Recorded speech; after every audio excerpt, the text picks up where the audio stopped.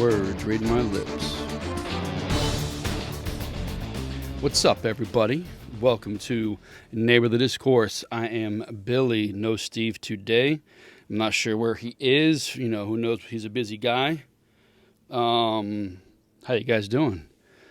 So, let's spin this wheel. We're getting to it quickly again. Make sure I got my wheels been loose over here. Hold on, let me get a better spin. All right, social media.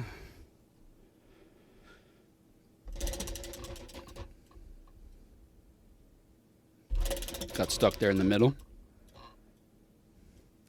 Sports, very happy for that.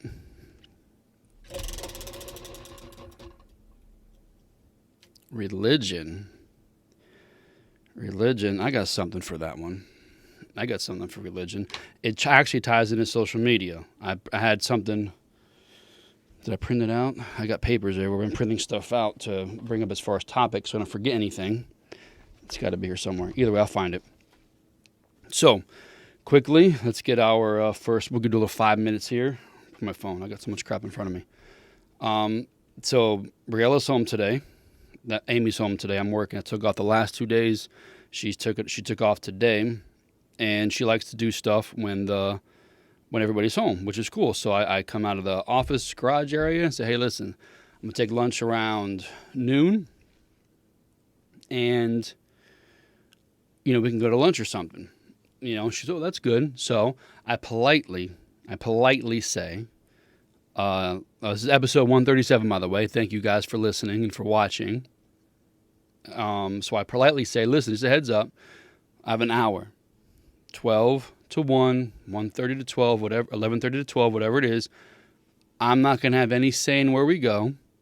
Pick, and we're good. And she gives me this kind of like whatever stare. I'm like, I'm just giving you a heads up. I only have an hour. 12 o'clock is not the time to start thinking about where to go. It's the time to get in the car and leave. And I say it just like that. Now, you hear my tone. A lot of people think it sounds rude. A lot of people think it's to the point. I prefer to think it's to the point because I'm trying to be nice about it. But I know how my family operates. I get called a dictator very often, and that's not the case. I simply know when to provide urgency. And there are times where I probably push urgency way too much. And I get it. I'm self-aware to that, or it's being brought to my attention anyway, that I'm a little bit too much at times. But at the same time, I'm going to let you know, though, I have stuff to do. Just because you're not up to it, which is fine. I can continue about my day. But I'm just giving you a heads up. And that's how it is all the time. Like we go to dinner with my parents' house, my sister's house. Just giving you guys a heads up. We'll be there around 5. Our goal is to leave at 7. And then I get a lot of crap for that. Oh, you're bossing people around. You're being intimidating. I'm like, no, I'm not. I'm actually being the easiest guest you've ever had. Regardless of what you do, there's no need to stress about me. I'll be there at 5. I'll be leaving at 7. I've made that choice. If dessert's not going to be ready until 7:30, you guys have dessert without us. That's fine. If I'm told dinner starts at 5, I will do my best to be there at 5. It means it should be ready to go by 5. Finish eating 5:45. If dessert's already made, it should be sitting, cooling, cooking, whatever it is, done by 6:15, 6:30, and you have a half an hour to eat and relax. Now, I'm not banging the drum. It's 7 o'clock out the door. If we're eating, we're going to finish eating. But if you're going to start cooking dessert or preparing dessert at 6:30, knowing we're leaving at 7 o'clock, that's fine. But we're leaving at 7 o'clock. I gave you my parameters that I'm going to stick to. If you cannot, that's fine. So I operate that way in a lot of facets of my life, and I get crap for it all of the time. So here I am again today. This is just giving you a heads up. This is going to be my time to do whatever. You pick, because I'll eat anywhere. I will eat anywhere. Even the stuff that I don't want to eat, I'll eat. I don't particularly care for, we have a place around here called Tijuana Flats. I don't particularly care for it. But if you made the decision to be timely, I'm all in. Other people around me are very picky. So you have to decide what you want, because I'll eat anything anywhere we go.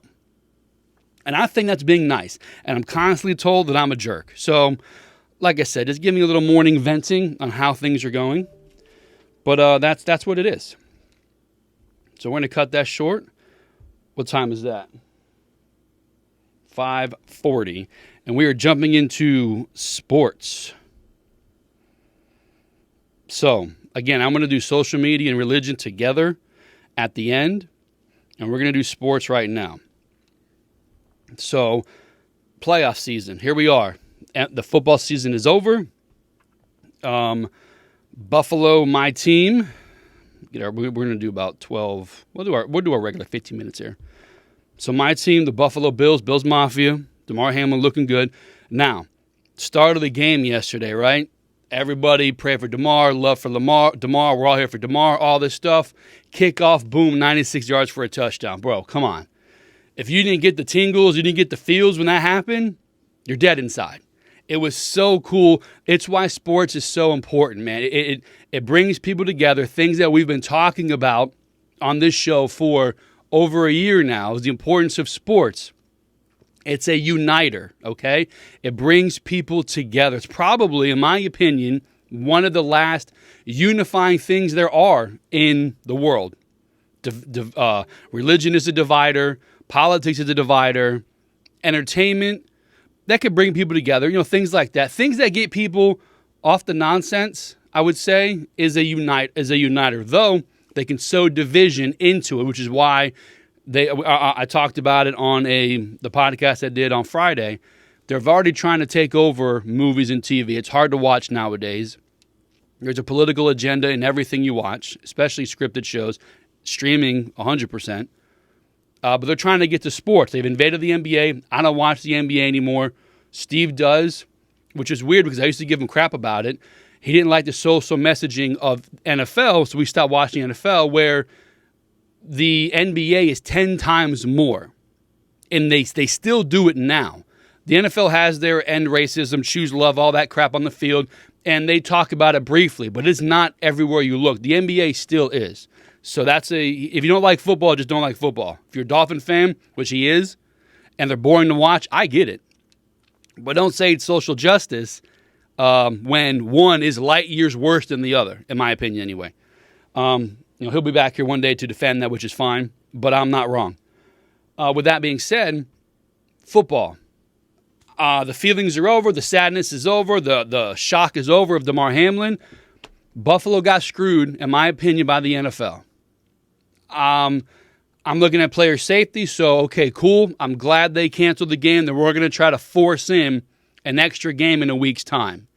You want to make sure people are okay, bodies recover, the best product on the field for the playoffs. Cool, I'm with you. But the fact that Buffalo lost the number one seed based off of an unfortunate incident, it's a problem. It's problematic in my opinion, But you gotta put it out the window and say, you know what? I'm here for player safety. All that matters is that we're going to get the playoffs. So a couple of scenarios that came up, they could have moved. There's a bye week before the Super Bowl. So they could have shifted the entire playoff schedule 1 week out, get rid of the bye week before the Super Bowl, and play the Bengals-Bills game. Okay, both were going potentially. Buffalo had the number one spot, had to beat the Bengals, beat New England, and be number one. The Bengals had to beat Buffalo, beat the Ravens, and have the Chiefs lose to the Raiders yesterday or on Sunday. So a lot of potential. And then the Chiefs had to win out and have Buffalo lose one of the last two games. So none of that happened because Buffalo and Cincinnati lost a game. So the win percentage is off by half a game, which means the Chiefs are the number one seed.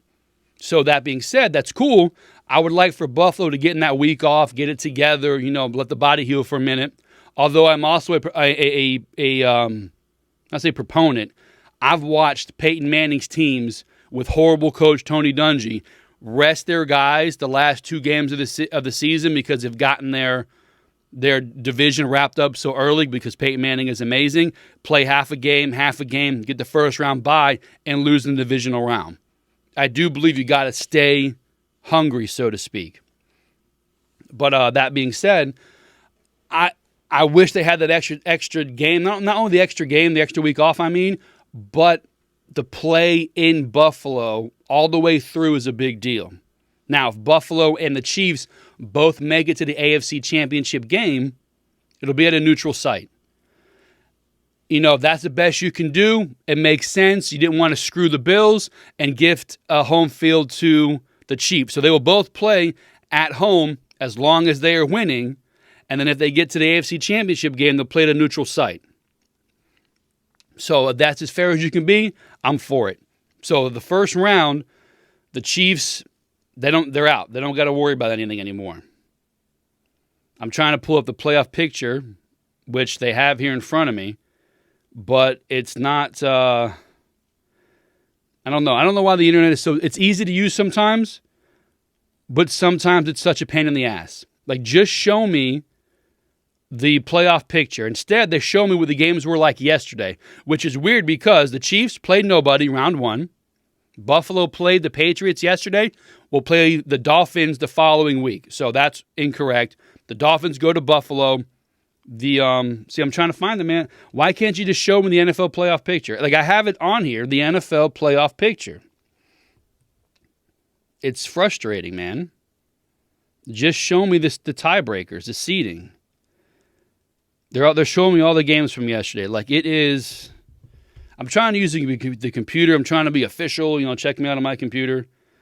But it's not showing it, and it's frustrating. There also could be the games aren't officially set yet, but they're not. So, like I said, first round bye for the Chiefs. Let me see, when's Buffalo playing? Buffalo is the 1 o'clock game on Sunday, Miami at Buffalo. The Seahawks, Green Bay. Who saw Green Bay losing at home with a must-win to the Lions? Go Lions, bro. That defense, I was watching their talking heads in the front. There's like 3 or 4 rookies on that defense. Tell you what, watch. Except for the ownership and the organization of Detroit being horrible, that team has players for the future, and they look pretty damn good. I would be concerned as a non-Lions fan about that defense. The offense can already score. We see that. But that defense coming up in the next year or so with the rookies they have, that's going to be a hard team to face. So good for them. But Seahawks at the 49ers, Chargers at the Jaguars, Giants at the Vikings, Ravens at the Bengals, Buccaneers at home against the Cowboys. That's Monday night. So I'm focused on the Dolphins-Bills game. I wanted Miami to lose to the Jets because I would have liked to have faced the New England Patriots again at home because they're not that good. I would have liked to have gone against Pittsburgh. If Pittsburgh would have won and Miami lose and New England lose, I would have gone against Pittsburgh. I don't see them doing much. They got a good future-looking team, but they're not ready now. The one team I was mildly concerned about is the Dolphins. Their speed is something to be concerned about. They've played Buffalo twice this year, both games decided by less than 3 points or 3 points or less. It's a team that is difficult to play. Their speed is hard. They're hard to defend. I'm sorry. You have probably the fastest running backs in the league, easily the fastest receivers in the league. They're on their third-string quarterback, Skylar Thompson. I'm not worried about him. But don't get it confused about this player safety stuff, ladies and gentlemen. If Tua is even remotely okay to play in the playoffs, he's going to be in the playoffs. He's going to play. Concussion protocol. The best product on the field. Penalties are going to be scaled back. The violent hits are going to be scaled back. Unless it's 100% obvious, these guys are going to play football. They're not going to allow the referees to screw a game or the concussions to potentially hold that back a star player. Tua's been out for 2 weeks already. So I don't see him missing the playoff game. He's not a superstar, don't get me wrong. He's good. But his ability to lead some of these guys in critical passes is concerning. Buffalo plays overly emotional in the first part of the game. First drive, they either give up a touchdown in the first 2 drives or go down and get a field goal when they should get a touchdown or a turnover in the first 2 drives. They don't start well. They finish well. Last 2 minutes, they're great. They're the best in the league in the last 2 minutes of the half, maybe the fourth quarter, but definitely the half. They just need to kind of settle in. But the one team I was a bit concerned about is Miami. I still think Buffalo's going to win. And then from there, that's where it's going to get a little bit kooky, it looks like, as the kids say. You have, let me get my bracket here. There we go. So the Kansas City Chiefs are number 1. They're going to play the lowest possible seed. So if Miami beats Buffalo, Miami plays Kansas City. If Buffalo wins and Cincinnati wins and the Chargers win, Chargers are the 5th seed. They go to Kansas City. Cincinnati goes to Buffalo as a 3 seed. If Baltimore beats Cincinnati, the 6th seed goes to number 1 seed, goes to Kansas City. So the Kansas City Chiefs will play the lowest remaining seed in the playoffs as it goes on. And I'm interested. I think Buffalo could beat Jacksonville and the Chargers. I think they can beat Baltimore. They're going to beat Miami. I've yet to see them go against Cincinnati. Cincinnati's a hard team. They came out strong the other night. The unfortunate hit happened. The game was over, so we don't know. Buffalo beats Kansas City every regular season, but loses to them in the playoffs. So it's bothersome. Josh Allen, quarterback, that's how they rate things, even though it's silly. 3-0 at home in the playoffs, 0-3 at the road. They give him the record. They give him the 3-0, 0-3, but it takes a team. I don't know what his stats are. I mean, we all saw him last year in the Chiefs game, one of the greatest quarterback performances ever, him and Mahomes. I still haven't watched that game because it bothers me a lot. No highlights about it, nothing. I am going to be rooting for Buffalo, as you know, again, nonstop. I changed so you guys know when I watch the Bills game, I do not change my shirt if they win. I'll take it off, hang it up in the closet, follow him when he comes, put it on, and keep going. I had an Allentown shirt, wearing it, I think 6 straight wins, whenever it was since Thanksgiving, and took it off, washed it after the Damar Hamlin game, the Bengals game. I started the new shirt yesterday, the Bills Mafia shirt. I wore it once this season. I think against Minnesota, they lost. It was due for rotation because I fully expect Buffalo to make it to the Super Bowl, and it is a very lightweight, very soft shirt, and I want to be comfortable through the entire playoffs into the Super Bowl. So I chose to wear that one. They won yesterday, so I will be wearing it all the way up until Buffalo no longer is playing football. Hopefully that is after the Super Bowl as Super Bowl champions. So we'll probably do our podcast on Friday for the wild card weekend. Whether Steve is back in here, I'll get the old man in here, something. It's gonna focus on. We're gonna spin the wheel ish, but I'm gonna get information together, especially if I'm in here by myself. It's gonna be playoff weekend heavy. I know some of you people are not into the sports, which is fine. I put the times on the video on YouTube. I put the times in the description on the description in the podcast. So whatever you listen, you can fast forward to those times. But it's going to be playoff football centric. That is, football reigns supreme around here. And quickly now, so we're off that last part of, where's my clock? We've got 2 minutes left. So on the social media pages, I posted 2 pictures of NFL teams, players kneeling, praying for Damar Hamlin. I posted a video that the left are going to hate the NFL now. They already are against them for being anti-woman, misogynist, all this crap the left have against the NFL. And the NFL buys into it. It's frustrating. It's ESG. They got to make sure they make their money somewhere else. But it's BS.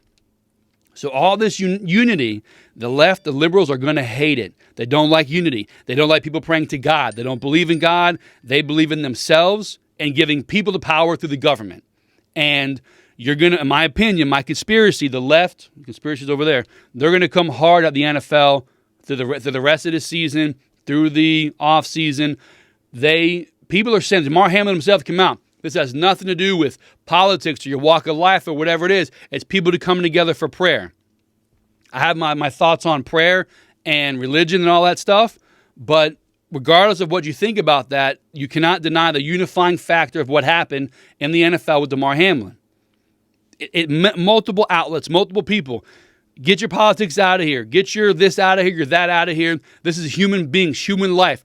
Our lives, ourselves are more important than anything you got going on politically, entertainment, all that crap. People helping people is a big deal. And that was the message over this last week. And my conspiracy, like I said, the left are going to hate it. So pay attention to the upcoming weeks and months about football. If I'm wrong, hopefully I am, nothing's going to happen. But I do think the liberals are going to find a way to go after football more than ever before. Find people to divide it more. The choose love, which I personally don't like as much as I don't like the Black Lives Matter stuff on the back of the players' helmets. I don't like choose love either. I don't like any of that crap. Play football. I don't need you trying to be a moral compass for me, okay? I'm not for that. And I understand that by saying, yeah, but look at them uniting. That's, to me, it's not being a moral compass. It's showing people are more important than your political crap. And I believe that. So I thought that was unifying. I thought that was great. I think the liberals are going to go against it. They do not like unity. They do not like togetherness. They like division and chaos, so they can continue to wave their keys and get us to do what they want through hate and division. So if they feel that people are liking the NFL more, they're going to find a way to get players to kneel again. They're going to find a way to inject more social justice to agitate people. Because the thing is, people aren't against the social justice. They're against it being in the NFL as a message. They're against the political message being put into the sports. We watch sports to get away from the political nonsense. So, in my opinion, my guess, my conspiracy is the NFL the liberals are going to find a way to get into the NFL and really piss us off in one way, shape, or form and get us away from the NFL again, like they did with the kneeling stuff. So that's my NFL take. My sports, go Buffalo. Let's see, 23-37.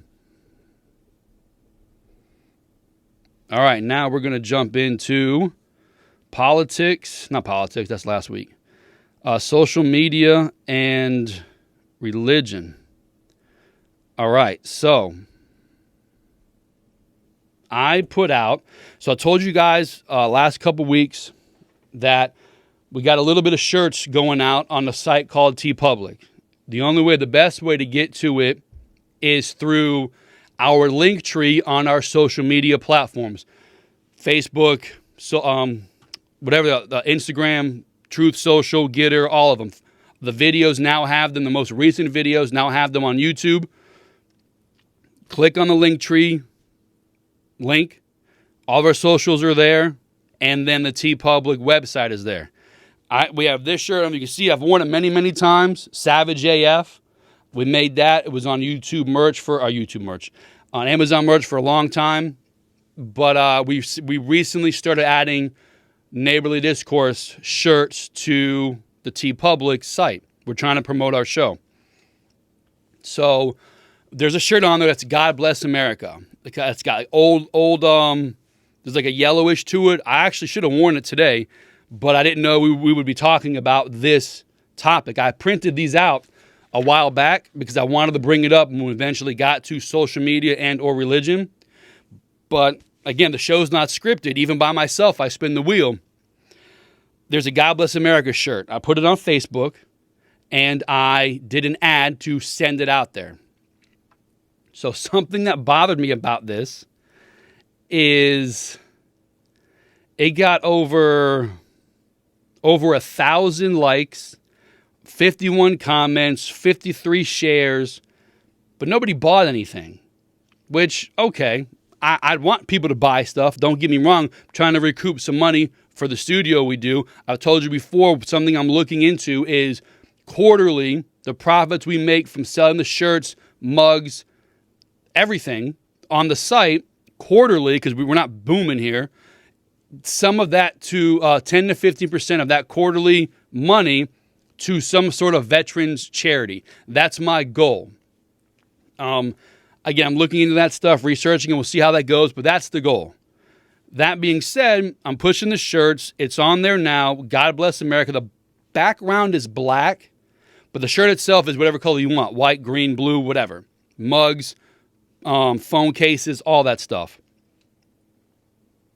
So that being said, I do this ad and I send it out. And I get over 1,000 comments or over 1,000 likes, 51 comments. I would say 40 comments are amen.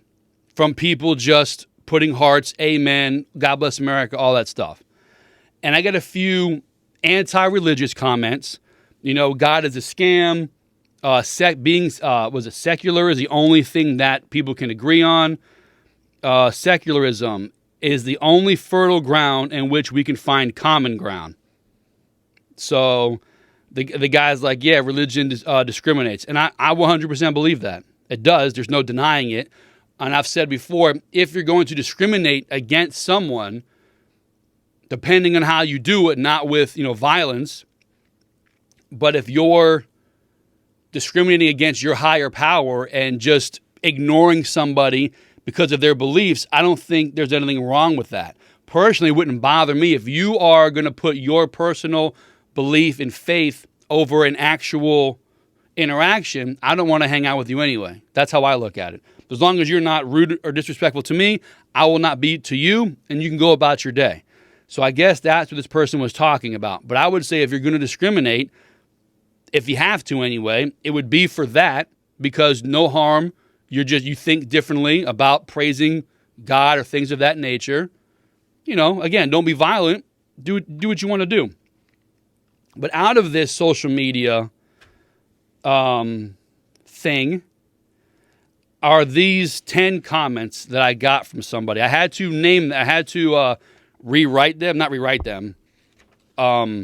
number them, because I think it's by design. Facebook never has the most recent, at least for the page anyway. On my actual Facebook account, I can hit the recent and get the recent stuff out there. The page, I cannot. The Neighborly Discourse podcast page, even the comments, they're scattered. So I had to go through and number how this conversation went. So here we go. My religion and social media topics put together. It'll be a short one. The full 15 minutes will be here. God bless America shirt design that I put out there for people to buy. Well, a gentleman on here, we'll call him John. This is our back and forth. Shouldn't God bless everyone, not just America? Amen. So already came with a smart ass remark. There's something about that pisses me off.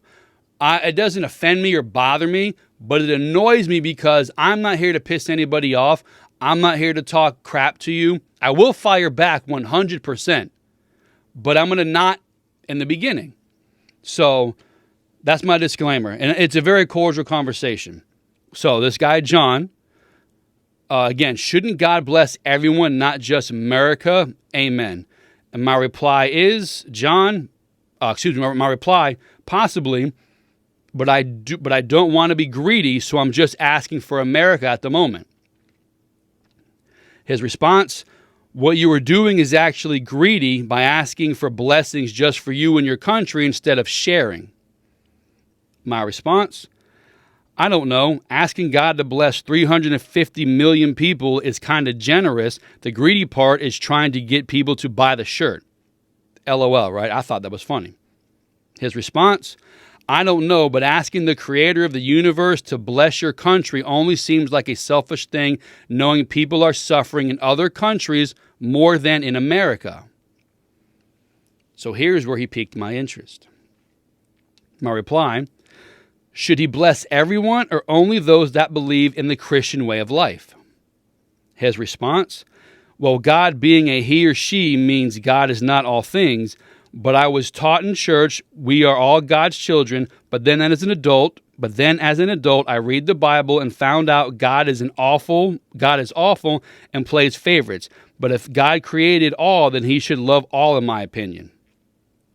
My response, I absolutely love that answer. I agree with you 100%. I've gone as far as calling God a jerk and a narcissist. So do you believe in God or no longer? His response, no, the biblical God is pure evil and fictional. My response, interesting. Do you believe in any type of higher power or origin of life? He did not respond. That was the end of our conversation. So we're, back and forth, whatever it was. I wasn't joking, but it's my way to stay light because I wasn't going to, he started with his response. I don't know if he was wanting to get into an argument, but it was a normal conversation.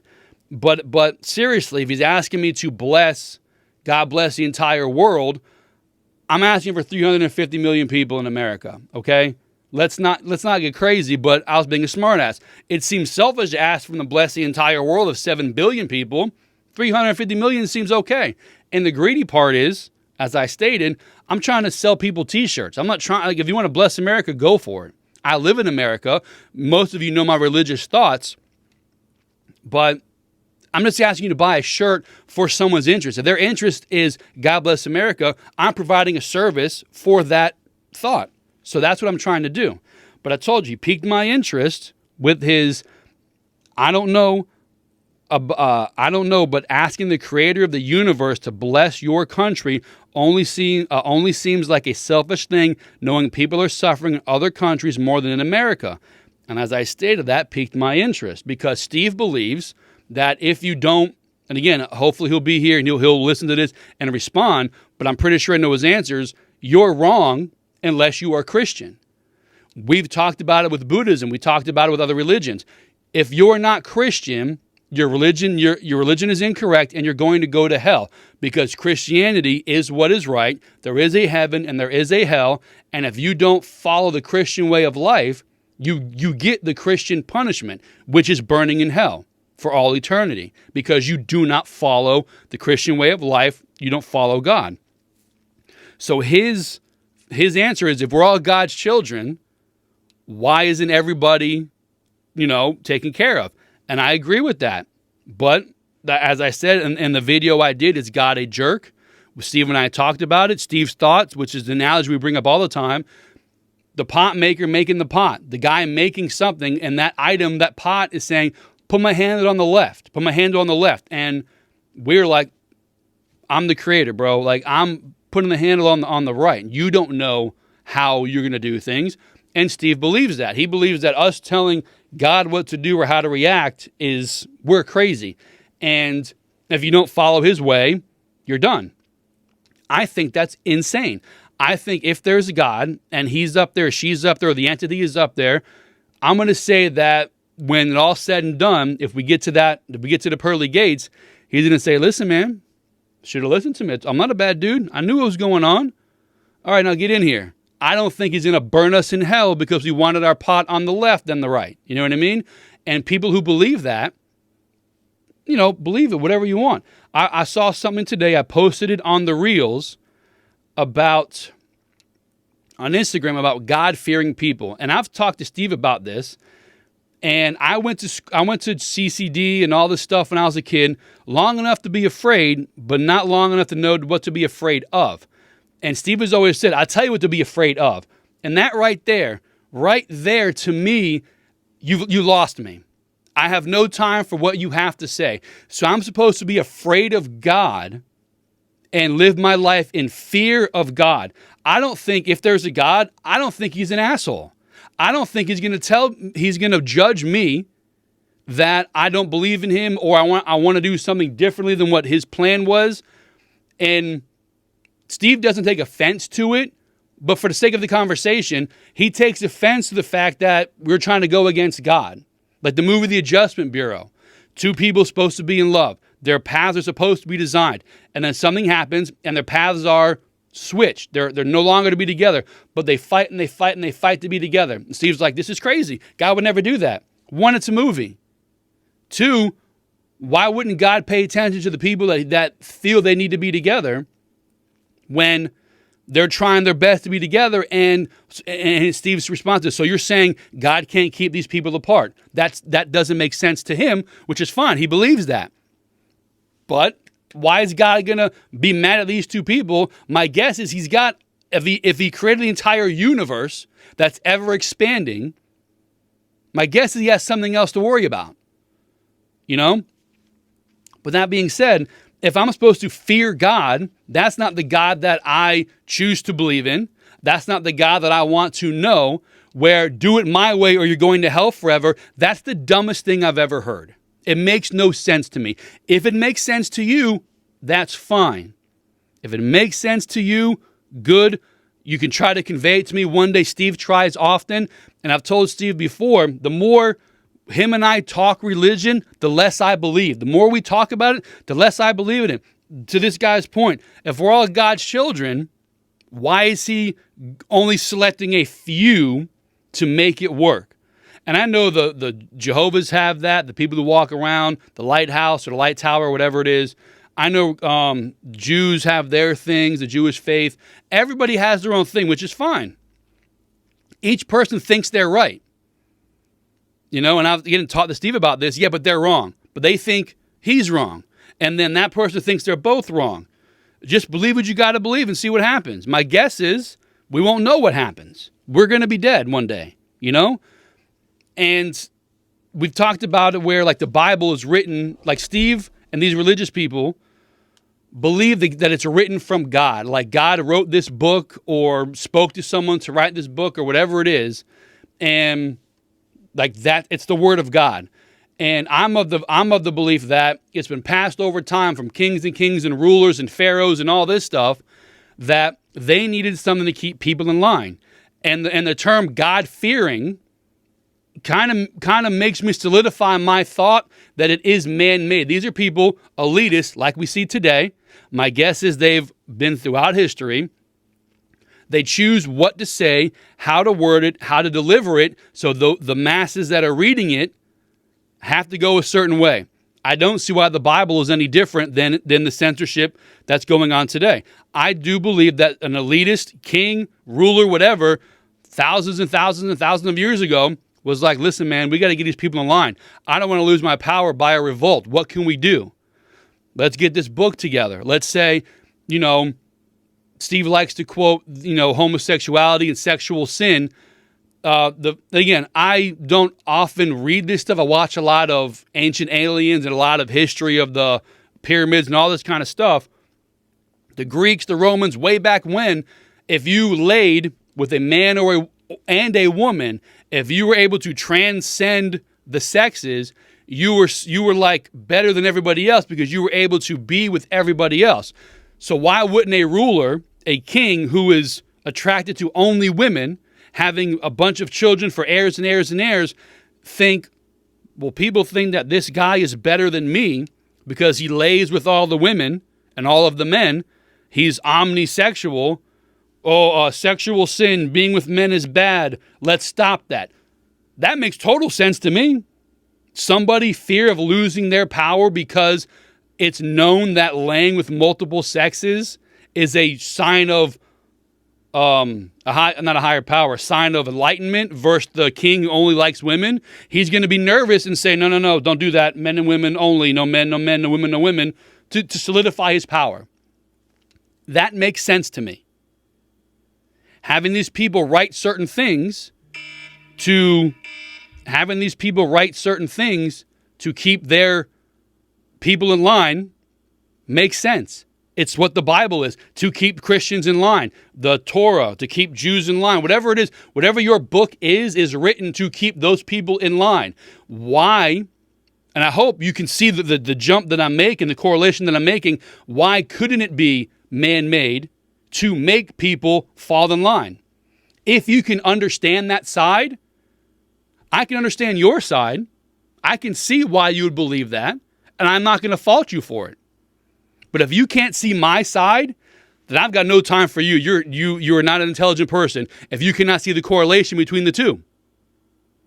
Something, one entity, making rules through a book to keep those who follow in line. It's one and the same. If you see the correlation, I can see yours. I can understand why you believe God wrote the Bible. I can believe you. I can understand that. But if you cannot see that a king or a pharaoh or something over time wrote these scriptures to keep their people in line, it's the same thing. If you can't see that, take your argument somewhere else. I got no time for you. So like I said, it's a religious thing, social media. This guy piqued my interest with this conversation. It is on our social media page, on our Facebook page. Go find it, you can read it for yourself. Chime in if you'd like. But that is it. This is the end of our show. I'm going to keep it quick and move through it. But that's episode 137. Yeah, 137. Again, football talk, sports, religion, social media lumped together. Go to any of our social media pages. Go to the Linktree link and check out TeePublic. We only have around 11 shirts on there. I told you Amy was sick the past few weeks. She's my designer. We're going to start getting a few other shirts out there hopefully soon. So we appreciate your support. We appreciate you listening, sharing, subscribe. Go to the Apple, go to Spotify, rate the podcast 5 stars. Please share it. Share it with yourself. Doesn't matter. Just share it. Get us out there. We're trying to make a dent in 2023 into how the world operates, how the country operates. Help us, please. We appreciate you already who have been there and have stayed. Thank you so much. We're going to try to do better for you. Please help us do that. You guys have a great day. Talk to you again soon.